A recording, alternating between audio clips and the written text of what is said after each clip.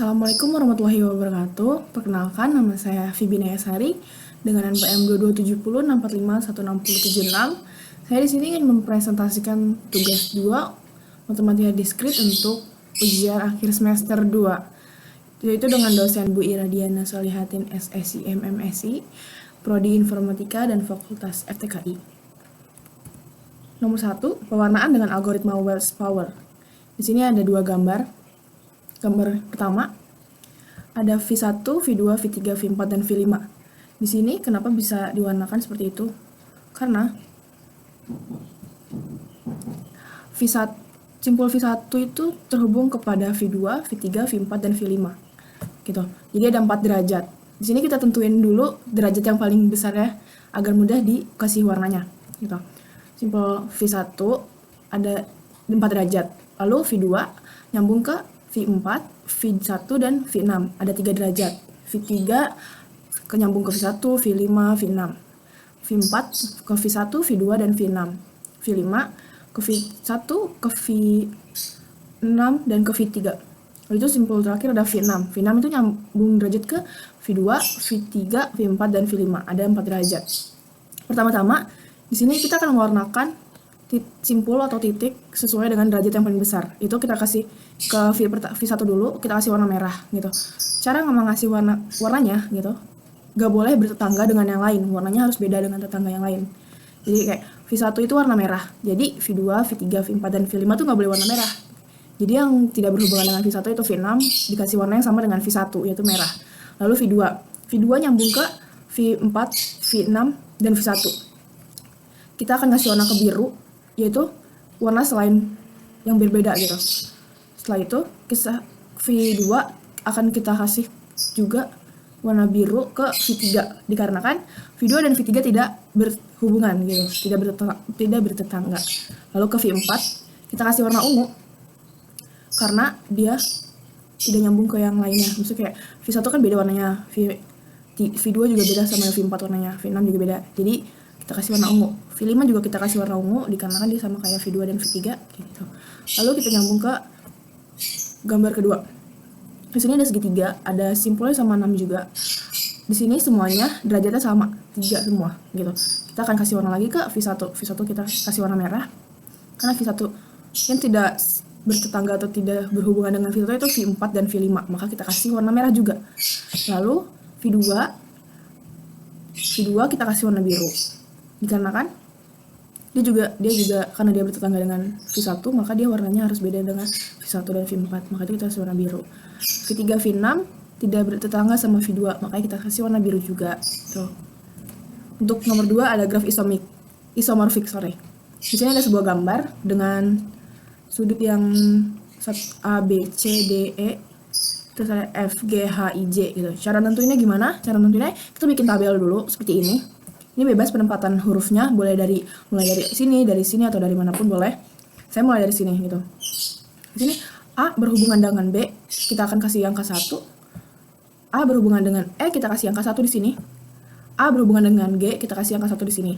Pokoknya menurut saya, graf isomorfik itu yang berhubungan akan dikasih angka 1 di tabelnya, dan yang tidak berhubungan dikasih angka 0. Gampangnya seperti itu. Lalu lanjut ke B. B berhubungan dengan A, B berhubungan dengan C, B berhubungan dengan H. Di tabel akan dikasih angka 1, B A1, B C1, B dengan H1 gitu. Untuk dengan dirinya sendiri itu akan dikasih 0 karena dia tidak berhubungan gitu. Misalnya B kepada B tidak gitu. Terus ke C, kayak C ke B, C, I, C sama D, kita kasih angka 1. Terus lanjut ada D berhubungan dengan C, berhubungan dengan J, berhubungan dengan E. Di sini juga kita akan kasih 1 gitu. Selanjutnya di sini kita sampai ke D kayak gitu. Terus E berhubungan dengan D, berhubungan dengan A, berhubungan dengan F, seperti itu juga. Terus F berhubungan dengan E, berhubungan dengan H, berhubungan dengan I gitu misalnya. Terus G berhubungan dengan A, berhubungan dengan I, berhubungan dengan J. H berhubungan dengan B, berhubungan dengan J, berhubungan dengan F. Di sini kita kasih juga tuh F, J. Di sini I berhubungan dengan C, berhubungan dengan G, berhubungan dengan F Ini C, ini F, ini G. Lalu J berhubungan dengan H, G, sama D, kayak gitu. Oke, sudah. Terus lanjut, di sini ada bagian 2-nya. Gambar untuk kedua di sini juga sama, semua sampai A sampai J gitu. Di sini posisinya saya mulai sama dari kiri yaitu A-nya. Di sini B, C, D, E, F, G, H, I, J. Caranya juga sama kayak tadi. Nah, jika sudah hasilnya akan seperti ini gitu. Kesimpulannya dari kedua graf itu, karena kedua graf tersebut berbeda, maka kedua graf itu bukan graf isomorfik. Kalau graf isomorfik tuh kayak gimana sih? Graf isomorfik tuh di sini matriksnya tuh sama. Kayak di sini kan 0 1 0 0 1, di sini 0 nih. Di sini 0. Jadi itu bukan graf isomorfik. Kecuali kalau misalnya di sini 0 1 0 0 1 0 1 triple 0, di sini juga sama. 0 1 0 0 1 0 1 triple 0 gitu. Bawahnya juga harus sama gitu. Nggak harus atas tapi semuanya harus sama dengan dua matriks itu harus sama, berarti kedua graf itu isomorfik gitu. Karena ini kedua matriksnya bukan isomorf, tidak sama, berarti bukan graf isomorfik gitu kesimpulannya. Lanjut nomor 3, buatlah sebuah tabel kebenaran dengan 4 buah angka 1 kemudian 4 buah angka 1 kemudian tentukan fungsi gitu. Di sini ada x, y, z. Di sini sesuai tabel yang dikasih kayak 0 0 0 0. Di sini kayak kasih angka 0 sampai 7 untuk menentukannya gitu. Di sini untuk yang x, y, z 1 0 1 0 1 0 1 0 gitu. Untuk yang SOP, untuk menentukannya bagaimana? SOP atau minterm, f(x, y, z) sama dengan minterm 0, minterm 2, minterm 4, sama minterm 6. Di sini bentuk biasanya yaitu 0, 2, 4, 6. Seperti di sini 0, 2, 4, 6. Posisi stopnya, SOP-nya gitu. Bentuk kanonisnya tuh f(x, y, z) sama dengan x aksen, y aksen, z aksen plus x aksen, y, z aksen. X, y aksen, z aksen plus x, y, z aksen. Cara bentukannya seperti kan SOP nih, SOP untuk yang pertama saja, itu contoh. Di sini X-nya kita kasih lihat, berarti X aksen, Y aksen, Z aksen, gitu. Untuk yang minterm 01, minterm 0, bagiannya 1. Gitu. Lanjut ke pos atau maxterm, f(x, y, z) sama dengan, kalau minterm tuh M-nya kecil dan maxterm tuh M-nya besar, kapital gitu. Maxterm 1, maxterm 3, maxterm 5, dan maxterm 7. V sama dengan 1, 3, 5, 7. Bentuk kanonisnya, f(x, y, z) sama dengan X plus Y plus Z aksen kayak sini. M1 ya di sini untuk menentukannya. X, Y, Z aksen. Untuk minterm 3-nya X plus Y aksen plus Z aksen. Untuk M5-nya X aksen plus Y plus Z aksen. Untuk M7, maxterm 7-nya X aksen plus Y aksen plus Z aksen.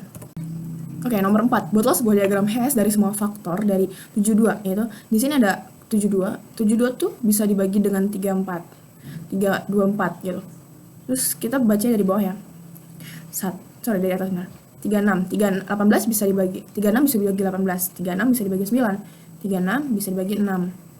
Lalu 24 bisa dibagi 4, 24 bisa dibagi 8, 24 bisa dibagi 12.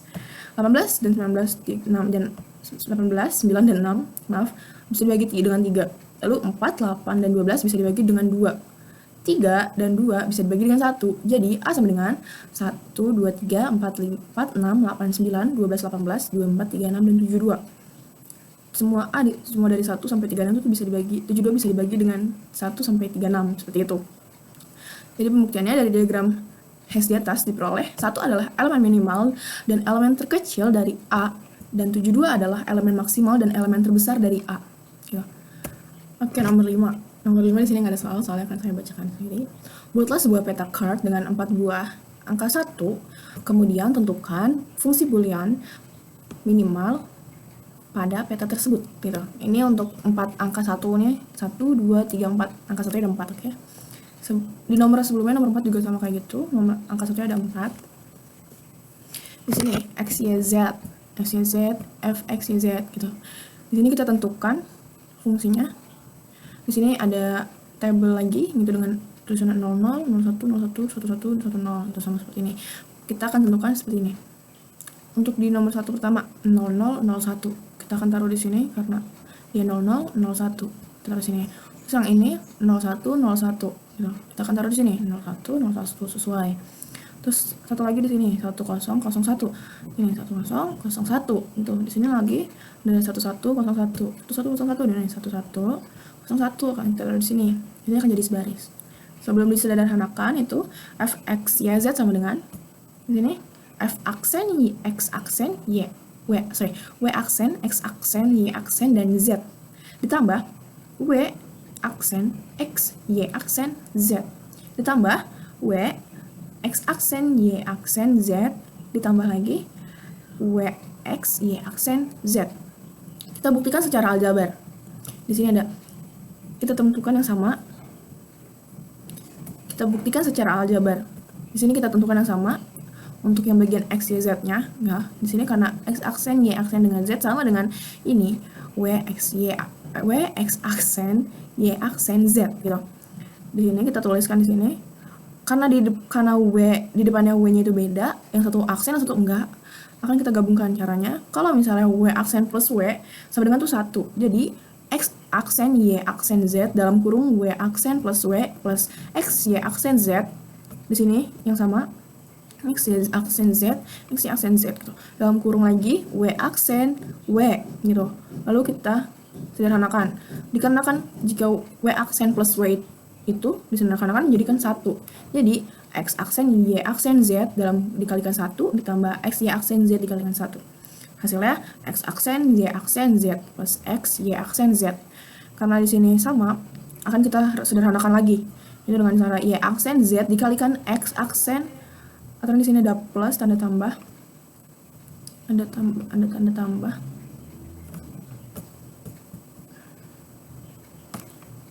Sini tuh ada tanda tambah gitu. Jadi y aksen z dikalikan 1. Hasilnya y aksen z gitu. Bukti secara aljabarnya itu disederhanakan y aksen z. Seperti itu. Sekian dari saya. Wabillahi taufiq wal hidayat. Wassalamualaikum warahmatullahi wabarakatuh. Terima kasih. Untuk link drive-nya bisa diakses di bawah sini. Terima kasih.